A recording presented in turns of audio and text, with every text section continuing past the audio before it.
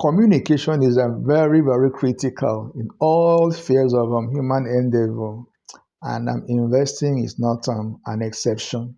I want to talk about what every investor needs to know about corporate communication.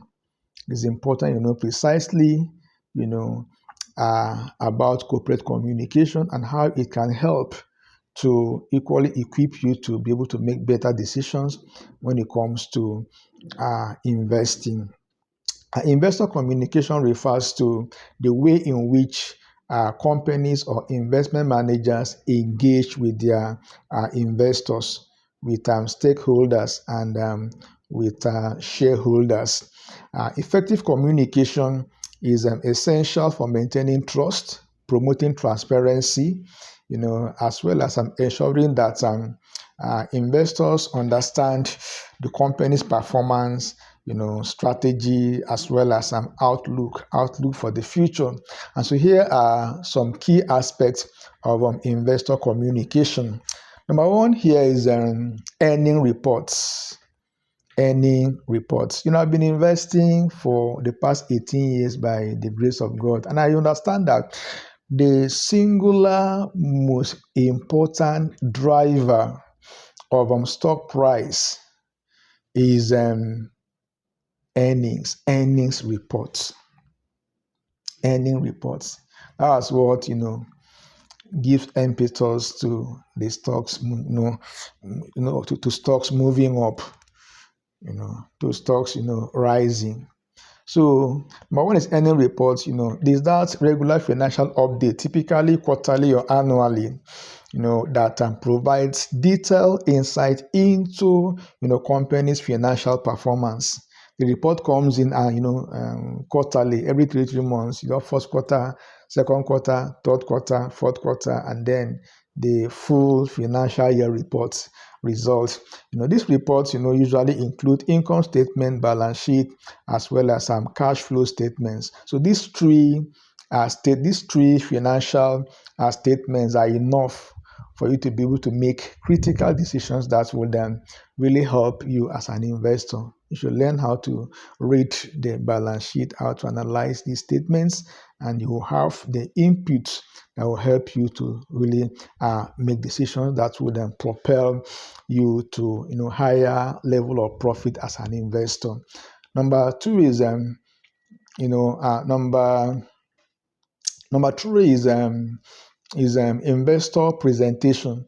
Investor presentations. There's this particular presentation that often delivered at earning calls or investor conference that highlights key financial metrics, strategies, as well as growth prospect. Normally the company would have what is called, earning calls, and then in that earning calls, the company representative will then present to shareholders current financial statements, the current operation of the company, as well as the future outlook, what the company wants to achieve in future. And then usually there could be time for question and answer, for Q&A, so that investors could be better informed as regards the company's vision and how they want to go about executing these visions. Number 4 is press release. Press releases, official statements issued by a company to announce significant events. It's a kind of announcement, such as mergers and acquisitions, and new product launches, and other critical announcements that will then be of benefit to investors, to shareholders. And it's very important when you go through the company's website, you could come across all these announcements, these press release. It equally talk about change in leadership, activities of members of the board when it comes to buying or selling of shares, and other relevant information that could be of help to shareholders. Number 5 is shareholder meetings. Shareholder meetings. In this particular regards, annual general meetings or AGMs, or a kind of other special meetings where investors can, ask questions, vote on important decisions, and hear directly from the company's management. At least this is organized once in a year.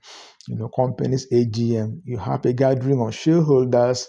They will gather, hear from the management, ask their questions, ask about how the company, wish to or wants to handle critical matters that will affect, company's growth and prospects. And equally, more importantly, they equally, announce and vote for dividends, in the in the annual general meeting, the AGM. Not only that, you have number 6 is an investor call and conference call. This is somewhat similar to investor presentation. So phones or video calls where executives discuss the company's financial results and answer questions from analysts as well as investors. It's quite similar to what's obtainable in investor presentation. So they present issues related to the company, they answer calls from shareholders as well as from analysts. Number 7 is investor newsletter. Investor newsletter here, incorporates regular updates, sent to investors and, providing summaries of market trends, company development, as well as performance updates. So as a shareholder, you're entitled to receive these newsletters on a regular basis. It will help you to be able to make decisions that relates to your investment, whether to hold, whether to buy, or whether to even sell, as the case may be. Please subscribe to this channel and like this video if you've not done that. Number 8 is social media and digital channels. Social media and digital channels. So increasingly, you discover that companies are using platforms like Twitter, like LinkedIn, and their website to communicate updates, share news, and engage with investors in real time. If you visit a typical company website, you discover, on the top menu, you come across, investor relation. So when you click that particular menu, you discover that all related information that has to do with the company that is critical to your investment decision making as an investor. The information that, they are displayed, in that particular area, in that particular corner of the company's website. Number 9 is investor relations website. As told us earlier, sometimes it might be a separate website, sometimes it might be within the overall company website. You come across, a particular column kind of for investor relation. You click on it, you come across information that will assist you. A dedicated section of a company's website that provides easy access to important investor related information such as earning reports, corporate governance, governance documents, stock performance, as well as press releases. They are all available in the investor relations section of the website. Number 10 is transparency and compliance. Transparency and compliance. You discover that there's this assurance of clear, honest, and timely communication, especially regarding financial results, business strategies, and potential risks. These items are clearly stated and explained in details for investors and perusal. So it's part and parcel of transparency. Every listed company is expected to display. It is essential for companies to comply with regulation, governing investors' communication to avoid misleading or incomplete information. As part of the listing requirements, listed companies are expected to make available this information in a clear, detailed manner, to investors to help them in their investment journey. For investment managers or individual investors, maintaining transparent and timely communication is crucial for long-term relationships.